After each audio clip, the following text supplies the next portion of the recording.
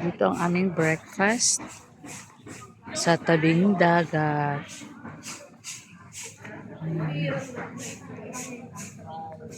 Ayan. Costa Palawan. Ayan guys, ang ganda.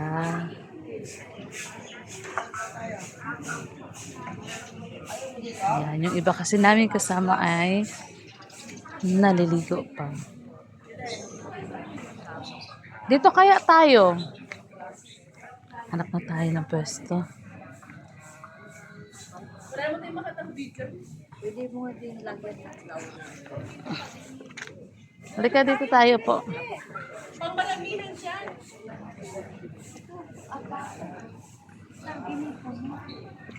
Baka maano.